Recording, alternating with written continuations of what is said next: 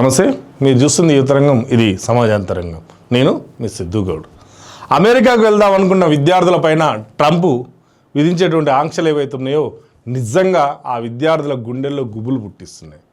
అమెరికాలో చదువుకోవాలనుకుంటున్న భారతీయ విద్యార్థులు కానీ లేదంటే అమెరికా ఇతర దేశాల విద్యార్థులు కానీ ఎవరికైనా ట్రంప్ పెట్టేటువంటి కండిషన్స్ ఏవైతే ఉన్నాయో కలవరపాటుకు గురి చేస్తున్నాయి.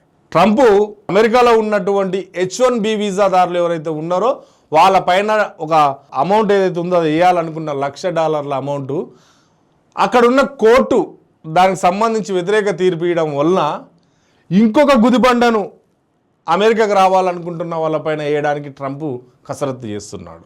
అమెరికాలో చదువుకున్నటువంటి విద్యార్థులు ఎవరైతే ఉన్నారో ఆ విద్యార్థులు ఆ కోర్సు పూర్తి చేసిన తరువాత అక్కడే ఉండి ఉద్యోగం కనుక చేయాలంటే $1,00,000 చెల్లించాల్సిందే.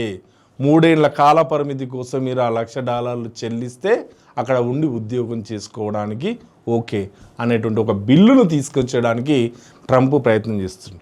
నిజంగా అమెరికాకు ట్రంప్ అధ్యక్షుడు అయ్యాక అమెరికాకు వెళ్ళి చదువుకోవాలనుకున్న విద్యార్థులకు ఎవరైతే ఉన్నదో ఆ విద్యార్థులకు నిజంగా కష్టాలు మొదలయ్యాయి.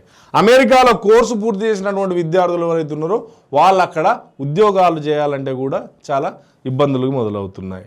ప్రతి సంవత్సరం భారతదేశం నుండి కనుక చూసినట్లయితే 3 లక్షల పైచిలుకు మంది అమెరికాకు వెళ్ళి చదువుకుంటున్నారు. ఆ 3 లక్షల పైచిలుకు మంది అక్కడికి వెళ్ళి చదువుకొని అక్కడ ఉద్యోగం చేద్దామంటే ఇలాంటి నిబంధనలు ఏవైతే ఉన్నాయో ఆ నిబంధనలు వాళ్ళకు గుదిబండగా మారుతున్నాయి. నిజానికి చాలామంది విద్యార్థులు ఇక్కడి నుంచి అమెరికాకు వెళ్ళేటప్పుడు వాళ్ళు బ్యాంకు రుణాలు తీసుకొని విద్యా రుణాలు తీసుకొని వెళ్తున్నారు.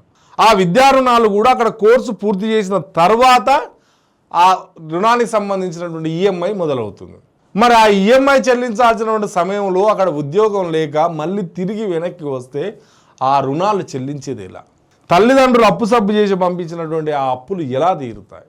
నిజానికి తమ బిడ్డ అమెరికాకి వెళ్ళి అక్కడ ఉద్యోగం సంపాదించుకొని ఈ అప్పులు తీర్పి బాగుపడతాడని చెప్పి తల్లిదండ్రులు ఆశగా అమెరికాకు పంపిస్తే ఆ అమెరికాలో ఉన్నటువంటి నిబంధనలు ఏవైతే ఉన్నాయో విద్యార్థులకు చాలా ఇబ్బందిగా మారుతున్నాయి. $1,00,000 అంటే 95 లక్షల రూపాయలు చెల్లించాలి భారత కరెన్సీ ప్రకారం. 95 లక్షల రూపాయలు అక్కడ చెల్లిస్తే వాళ్ళు చదువుకోవడానికే అప్పు చేసి వెళ్ళినటువంటి విద్యార్థులు అక్కడ అంత అమౌంట్ చెల్లించి ఎలా ఉండగలరు? కాబట్టి ట్రంప్ చేస్తున్నటువంటి ప్రతి నిబంధన భారతీయ విద్యార్థులకైతే అది ప్రమాదకరంగా మారింది. నిజంగా ఒక భారతీయ విద్యార్థుల తల్లిదండ్రులు కూడా కాస్త ఆలోచించండి. అమెరికాకు పోయి అక్కడ చదువుకొని అప్లపాలు కావడం కంటే ఇక్కడే ఒక నైపుణ్యంతో పిల్లలు చదివించేలా ఎంకరేజ్ చేయండి. లేదంటే అమెరికా కాకుండా ఇంకా వేరే దేశాల్లో ఏమైనా ఉంటే ఆల్టర్నేటివ్ ప్రయత్నాలు చేయండి. ఈ అమెరికాలో ఉన్నటువంటి ట్రంప్ కండిషన్లకు కనుక పోతే చాలా ఇబ్బందులకు మాత్రం గురి కావాల్సి వస్తుంది. కాబట్టి విద్యార్థుల తల్లిదండ్రులు మీ ఆలోచనలు కూడా కాస్త మార్చండి.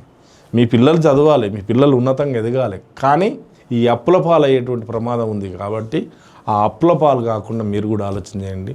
ట్రంప్ కూడా చేస్తున్నటువంటి విధానాలు ఏదైతే ఉన్నాయో ప్రపంచం అంతటా అది విమర్శలకు దారితీస్తుంది. ట్రంప్ వ్యక్తిత్వం కూడా చాలా భిన్నంగా ఉంటుంది. ట్రంప్ వ్యక్తిత్వము యుద్ధ సమయంలో ఇరాన్తో చేసినటువంటి సమయంలో కానివ్వండి, లేదంటే అమెరికాలో అధికారంలోకి వచ్చినాక ఇతర దేశాల పిల్లలు, ఇతర దేశాల విద్యార్థులు ఆ దేశానికి వెళ్ళాలనుకున్న వారికి చేసేటువంటి కండిషన్ కానీ, ఇతర దేశస్తులు అమెరికాలో ఉద్యోగాలు చేస్తున్నట్లయితే వారిపైనటువంటి విధించేటువంటి ఆంక్షలు కానీ అవి నిజంగా చాలా ఇబ్బందికరంగా మారుతున్నాయి. కాబట్టి అమెరికాకు వెళ్ళాలనుకుంటున్న వారు ప్రత్యామ్నాయ మార్గాలు చూడండి. అమెరికాలో చదవాలనుకుంటున్న వారు కాస్త చూసి వెళ్ళండి, లేదంటే ఇబ్బందులు అవుతాయి. ఇది ఈరోజు టాపిక్. నమస్తే.